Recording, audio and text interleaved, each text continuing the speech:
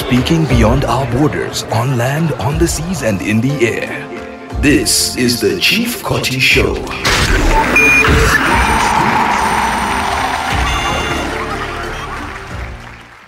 Welcome along to yet another exciting and popping edition of the Chief Koti Show, where we delve into the impactful stories and influential personalities that are shaping the world of Africa and its future. I am your host, Chief Koti, and today we have a very special guest and a true visionary who is in the realm of tourism and economic development in the continent. Joining us in the show today is Mr. Cuthbert Ncube, the chairman of the African Tourism Board. Now, the African Tourism Board is at the forefront of positioning Africa as a premier global travel destination through innovative strategies as well as collaborative efforts.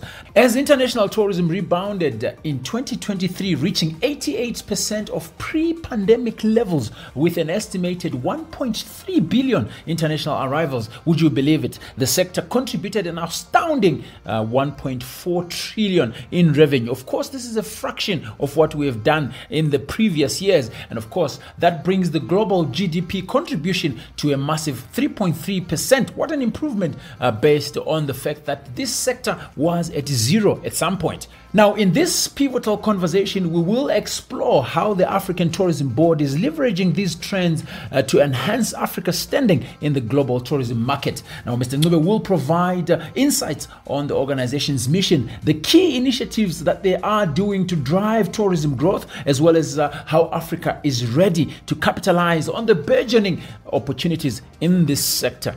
So, whatever you do, however you do it, please stay tuned as we uncover the dynamic efforts and visionary leadership that are driving Africa's tourism industry forward. The Chief Koti Show. So Mr. Ncube has been in the forefront of the administration of tourism from an African perspective, and he's done quite a bit. His CV is very long and very elaborate in terms of success. And of course, he was with the UNWTO at some point, also championing that African chapter. And now he is deploying his skill with the African Tourism Board.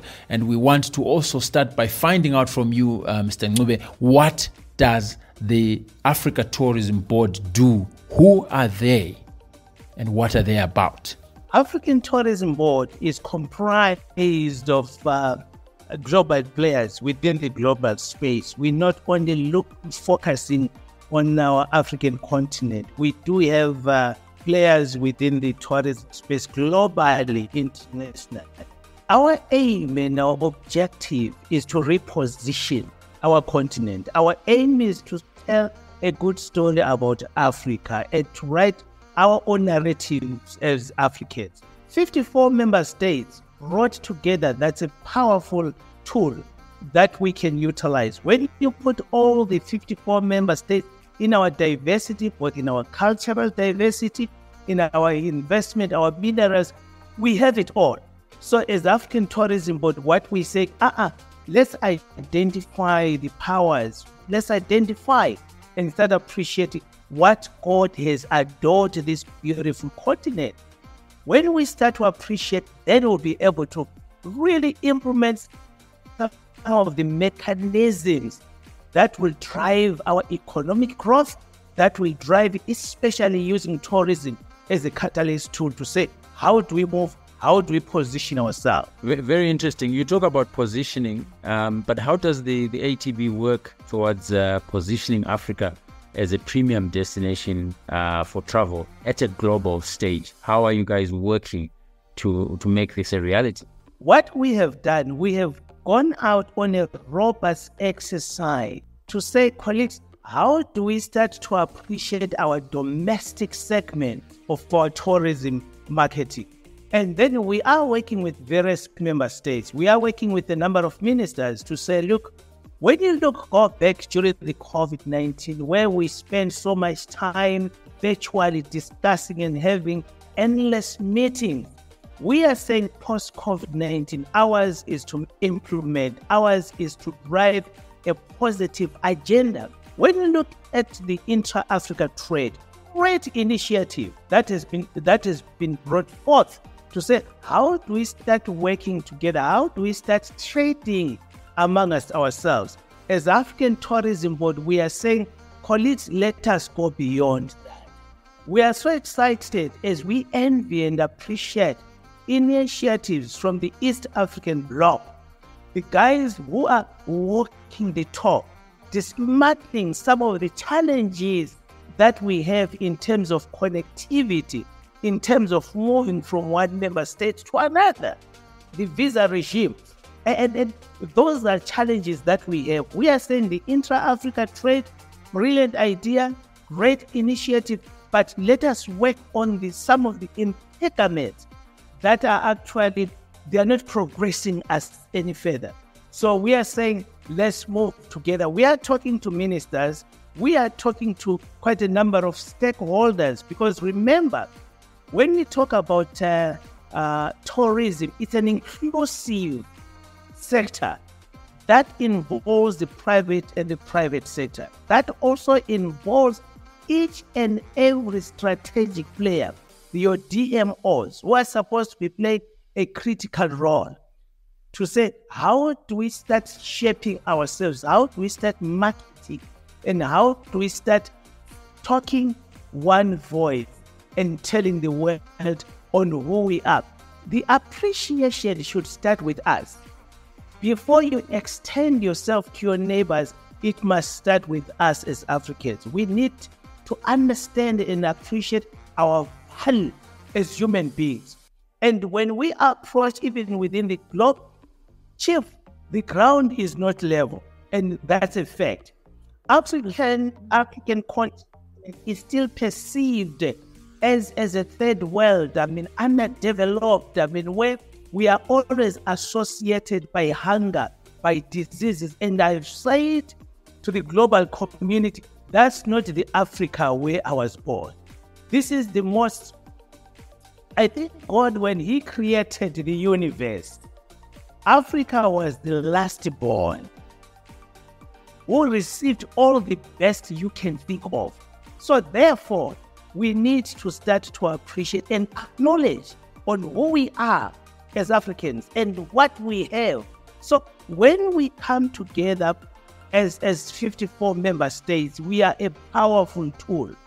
That I always say, Africa, if well appreciated, it is one of the global players. It is going to be the powerhouse of the global community, only in terms of investment and also in terms of our tourism flow, and people are coming in and appreciating our diversity. But it must start with us. Let's speak with one voice of appreciation, and also let's appreciate one another as brothers and sisters and dismantle all these barriers that have separated us. So we need to come together as African Tourism Board. We are so passionate to say, if there was a time for Africa to stand, it is now. If there was a time where the tourism boards will come together, we are talking of Indaba. When you go to Indaba, we need to appreciate. I expect ministers who are going to go to Indaba. That's a platform, that's an opportunity to come together, to start to appreciate ourselves, appreciate your neighbors, and start to pollinate from one another. If we meet the tourism board executives, they need to have a voice where they come together to say, please, this is a great opportunity. Let's take an advantage of it. Let's come together.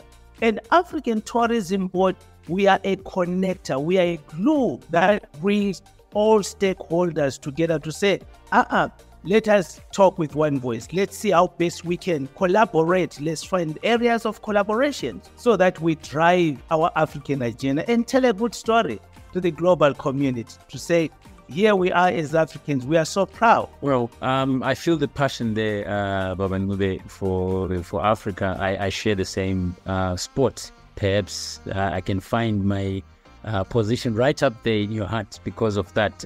Away from the emotional issues that we obviously harbor as a people who want to be recognized as a continent that speaks significantly into the doings and the happenings of things, both economically and generally. Talking about how travel and tourism has really done well world over in terms of figures. They contributed just slightly above 3.3% into the GDP globally. Last year, we're talking about $1.4 trillion having been spent within this sector, both the travel side, the softer side of tourism, as I call it, and of course the transportation side. Your view as the African Tourism Board, as 2024 has rolled in, we have recovered obviously from COVID, 88% back into things, and I guess this would be a thing of the past to talk about recovery. Now we talk about going forward. Your view as the African Tourism Board into these kind of statistics or the tellings of what the sector has experienced and is experiencing as we go into 2024. 1.3 billion travelers and contributing toward 3.3% towards our GDP. Well, it's a starting point. We are not excited with those figures. Africa, we can do much, much better. When you look at the percentage that is being contributed, especially towards our continent, we are not yet there. And by the way, that's why our focus is to say charity begins at home. The domestic segment, that's one of the components that hasn't been much appreciated. I'm glad that slow but sure we are pushing towards the right direction. By the way, before the COVID inventory, I know that continental Africa was the second from Asia in terms of receipts, which was quite very good. But that's why I'm saying when you look at our recovery mechanisms and the figures that we start to appreciate, we can do much better. We can do much better. All what we need to do, I've said, if we appreciate our domestic populace, where it involves our community-based tourism. Chief, if you could imagine when all the citizens of this beautiful continent of Africa starts to appreciate the essence of tourism in contribution towards our development. You are creating brand ambassadors to the extent that I'm not so excited with these figures. I need an full appreciation of our domestic populace and domestic tourism. When I talk about domestic tourism, I'm an advocate of saying, can we dismantle these barriers that has separated us as brothers, that are a hindrance? I have colleagues who are supposed to travel to Indaba from Nigeria, and they approached us as African Tourism Board. Please, would you be kind enough to assist us in obtaining just a little paper that will enable them to come to Indaba? And they couldn't. It's a nightmare. And those predicaments, they are still holding us back. And by the way, our oppressors, they gave us this political dependency. But when it comes to a vehicle that drives sustainability, a vehicle that brings and shapes the economies of the continent, is still in their hands. They are controlling us. Policies that were crafted, ages ago, in the days of our Lord, those are the policies that are actually a hindrance towards the success of Africa. When you talk of intra-Africa trade, Chief, it's not going to bear positive fruits as long we still have those predicaments that I cannot travel freely to Namibia. I cannot travel freely to Nigeria. It's a predicament. So what we're saying as the African Tourism Board is to say, can we really reshape discussions we had with the African Union to say great, brilliant ideas that were crafted by our Julius Nyerere's long back. And some of those, they haven't been implemented. We are still discussing the youth issues. We are still discussing women issues. We are still discussing visa regimes now. And they're telling us that, look, we have a long term 2063 goals. We have said, no, colleagues, we are focusing on the wrong issues. We need to make sure that we implement. So we're pushing that agenda, and we are so glad that, as I indicated in my opening remarks, the East African community, we have come together as a bloc. And I know with SADC as well, quite a number of initiatives that have been actually been crafted, but we need to see a full implementation so that we have free movement and, of course, with a proper control, so that we really enhance our objectivity within the African continent. Yeah, these are very broad and important issues, of course, that the sector is faced with at that level. And obviously, I'm sure this is what you are inundated with on a daily basis to try and make sure that there is that equal level playing field that has been put in place. And of course, we talk about the other side of things, which obviously becomes an issue, and that's the issue of investment. A bit of light, perhaps, that you can shed on what exactly the tourism board is doing to open up some opportunities, both internally within the African continent, because you also speak about intra-travel. There must be intra-development, intra-investment, intra-interest, and obviously the outside world. How are you guys going about this? As I have indicated, that we have a wide range of network within the investment sector. African Tourism Board, in conjunction with an organization based in the UK, we have grown. We have actually been. I would love to share a couple of good stories, of course, what we have done during our tenure as African Tourism Board, where we are working with those able, willing nations who wants to walk the talk. We have had. We've actually channeled investment in Tanzania 2022, where within the ecotourism business, where we brought a number of investors from abroad. We have invested, to the tune of about $56 million in Tanzania. Last year in November, we have brought investors. We hosted an investment summit in Botswana, which was well attended and successful. And we are so glad that the follow-up thereof, we have investors who are looking at the Kalahari Desert to develop and come up with a concept of building a smart city there. These are good case stories that we pride ourselves as the African Tourism Board. In October last year, we actually hosted an investment summit that was hosted in Egypt, and that brought together a number of ministers from member states, where the discussion and bringing together and connecting them with other strategic investors to say, colleagues, let's showcase our diversity in Africa. It was so much successful to the extent that after that initiative, we have signed an MOU with the government of South Sudan, who is a new kid in the block, gained their independence in 2011, and they want to position themselves to the extent that when you talk about South Sudan, all what comes to mind is war and myth. That I went there, I led a delegation of about 27 delegates from across the globe. It is one of the jewels of this beautiful continent, and we even explored their national park. And by the way, they have the biggest migration of wild animals in the whole world, and they've got so much opportunity, both in the infrastructure development and in the hospitality as well.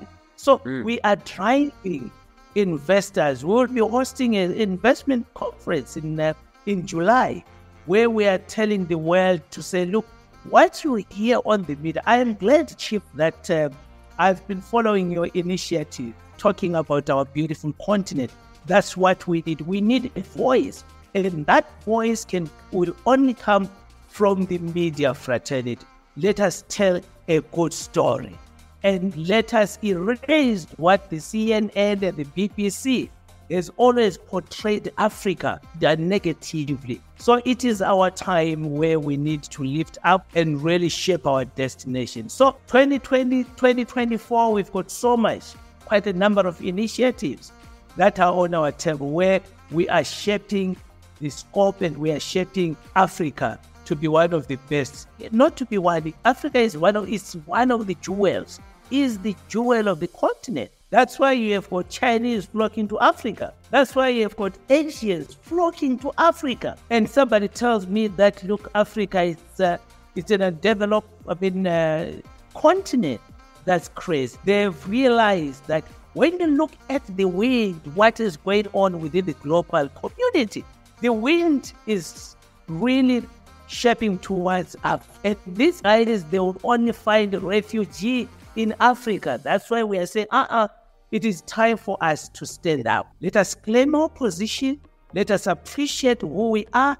Let us appreciate what we have. Let's develop it and make sure that our citizens, so Africa should start to rise now, not tomorrow. I like that the passion and the fact behind it is very solid. And of course, we will continue sharing the position of Africa and perhaps communicating and telling our own story in our own way, because there's no one who knows Africa better than us, the Africans. I think we are definitely on the same page on that one. As we are wrapping up our conversation, Chairman, what is your message to African tourism administrators at this particular point, both at a private and public sector perspective? I would say there is strength in unity. There is power in unity. Segmented, we cannot go far. The public and the private sector, it is time for us to join hands together. Let us collaborate. Remember, with the public sector, they come in with good policies that needs to be implemented. When you use the private sector, what are the implementers? They're on the ground. Let us work together. And we've been approached by the government of Russia, where they are hosting one of their biggest investment summits, tourism, under the arm of tourism. Remember, tourism is the vehicle that will shape our destiny. Tourism is the only vehicle that brings us together. And by the way, all the value chain, your agriculture, your mining, your Ministry of Finances, those are part of the tourism. They feed in the mainstream of tourism. So therefore, it is necessary for Africa to unite with one objective, to develop this beautiful continent. I am so excited when I've been following President Museveni of Uganda. And by the way, we'll be joining them on the 14th, where we'll be hosting the Tale of Africa Tourism Expo, where he is saying, please, nothing will go out of Uganda. All our media, those who wants to invest, let them come and invest, and they must manufacture in Uganda and refine in Uganda. That's what we need. That's what we need if we have to reshape our destiny as Africans. My plea as well to all ministers of tourism, it is time to work in harmony. Let's join the hands together. Let's also emulate those who are doing well within the tourism space. Let us pollinate from them. Let's learn from them. But as we unite with one objective, to drive Africa towards its glory, we need to position this beautiful continent towards its glory. Remember, we have been so much brainwashed. We think that the best comes from Europe. And I am saying, I can put my head on the block. The last time when I was with the UNWTO, the focus was not about developing Africa, but the focus was what can we get from Africa? What can we gain from member states in Africa paying exorbitant prices just to be part of the UNWTO? But what benefits are we getting from them? The former Secretary General, Dr. Taleb, who realized when we said, Chief, you've been driving a negative agenda towards Africa. So we are saying, Africans, Let's appreciate our own initiatives. Let us appreciate and embrace those who are pushing an agenda towards a sustainability, towards a progressive continent. We are here to shape. We are here to tell our own story, tell our good story over and above. Colleagues, we are here to work together. Let's move together. Let's break these negative divides that have separated us. Learn from South Africa. Learn from Zimbabwe. Learn from Zambia. Learn from Nigeria. We complement one another. So let's work together. The future is bright. And I want to implore our young youth. It is time for you to rise. Rise, position yourself, take your stand, and make it happen. To the elderly, we're running towards our race is going to an end. What legacy are you going to leave behind? So to all stakeholders, whatever position you hold, make sure that you leave a good, positive legacy. As we wrap up today's insightful discussion, I want to extend my deepest gratitude to Mr. Ncube, who is the chairman of the African Tourism Board, for joining us and shedding light on the transformative efforts in Africa's tourism sector. So your vision and leadership are truly inspiring, sir. And we really want to thank you. And it's clear that the future of tourism in Africa is definitely bright and full of potential. And it is my wish that you will get the necessary support from the countries across this beautiful continent. Thank you so much, Chief. Looking forward to see you in Russia as well. Absolutely. Thank you so much to our listeners also for tuning in to another episode of the Chief Koti Show. And of course, the team behind the scenes that made this happen. Wow, guys, thank you so much. Really appreciate you. Your support and engagement, they keep us motivated, guys, as you listen for us to bring to you the conversations that matter and drive positive change. Don't forget to subscribe to the show on your favorite podcast platform and follow us on all our social media platforms at Chief Koti. That's the handle that you use. So stay tuned and be part of our community as we continue to explore the stories and strategies that make a difference in this beautiful continent. We used to call it Kush. Now we call it Africa. Of course, after Afrikaners conquered it. Can you imagine? We need to change that name. Until next time, guys, keep dreaming and make it big as you are dreaming, and embrace the endless opportunities that lie ahead. My name is Chief Koti. Zwashu fano akonao na iwe rofuno denifuna zone. And Speaking beyond our borders, on land, on the seas and in the air. That was the Chief Koti Show.